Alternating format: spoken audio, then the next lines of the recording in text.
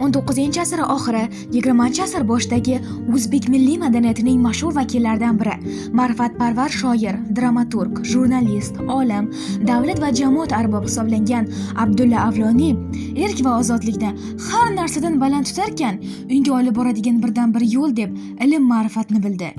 Jadidlarimizning bizga meros qoldirgan o'lmas ilmiy asarlarni o'quvchilar o'rtasida targ'ib qilish, yoshlarni ilm olishga qiziqtirish uchun maktab darsliklarida jadidlar ilmini o'rgatadigan mavzular sonini ko'paytirishimiz darkor.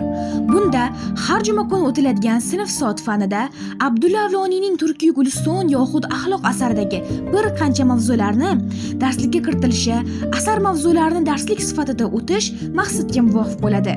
Negaki Avloniyning pedagogikaga oid asarlari ichida uning 1913-yilda yozgan Turkiy Guliston yoxud axloq asari 20-asr boshlaridagi pedagogik fikrlar taraqqiyotini o'rganish sohasida katta ahamiyatga molikdir.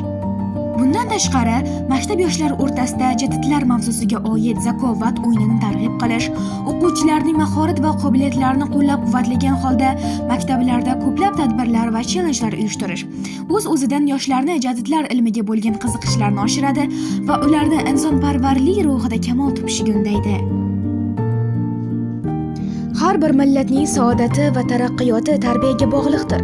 Tarbiya biz uchun yo hayot, yo mamot, yo najot, yo halokat, yo saodat, yo falokat masalasidir. Hozirgi yangi O'zbekistonda 3-Renessans poydevorini kim tashkil qiladi degan savol, albatta unga aniq javob bor. Faqat va faqat sizlar. 3-Renessans yoshlar nigohida ekan, o'quvchilarni maktabdan keyingi bo'sh vaqtini samarali o'tkazish maqsadida har bir sinfda yoki maktab kutubxonasida jadidlar burchagini tashkil qilish, u yerdagi kitob jamoalarni ta'lim va tarbiyaga asoslangan jadidlarimizning ilmiy asarlari bilan to'ldirishimiz muhimdir.